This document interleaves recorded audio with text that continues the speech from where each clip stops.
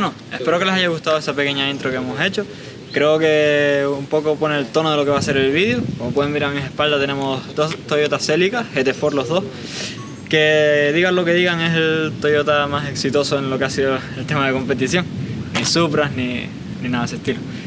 Vamos a ir en detalle con ellos. A mi derecha tengo un ST185 y a mi izquierda tengo un ST205, aunque los dos llevan ahora mismo el mismo motor, que es el 3S GT de tercera generación.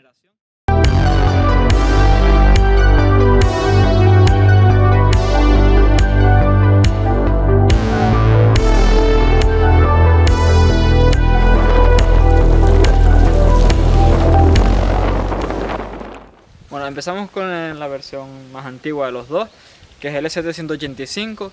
Si tuviésemos el motor de serie sería un 3S GT de segunda generación. En este caso tenemos un 3S GT de tercera generación, que sería el que trae el ST205, pero el motor ha sido forjado, tiene otro turbo, intercooler, etc. Así que está dando unos 350 caballos por ahí y unos 400 Nm de par motor. Si quisiéramos compararlo con las otras versiones que vienen en este modelo, podemos ver que tiene las aletas ensanchadas.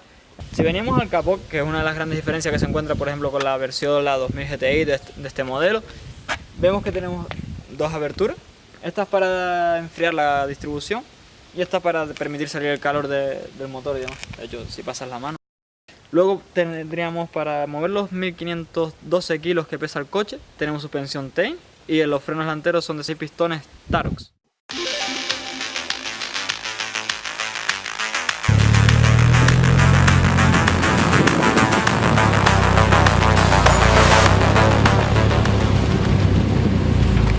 Tenemos el Toyota Celica ST205, como ya mencioné es una tercera generación del motor de 4 cilindros, el 3S GTE, excepto en el mercado japonés, en el resto del mundo trae 242 caballos.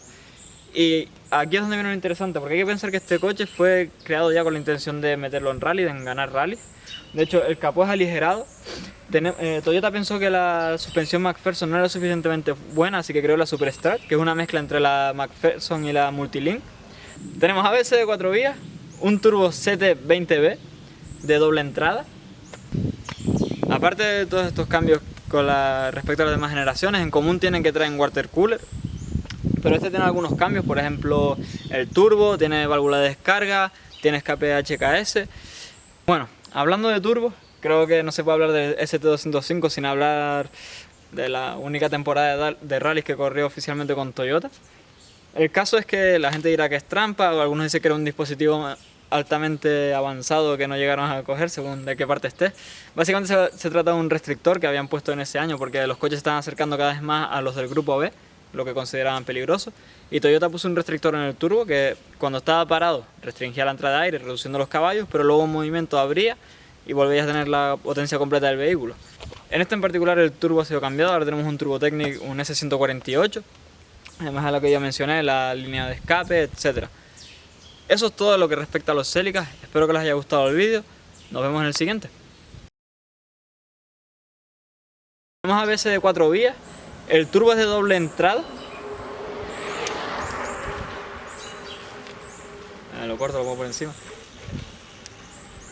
Tenemos ABS de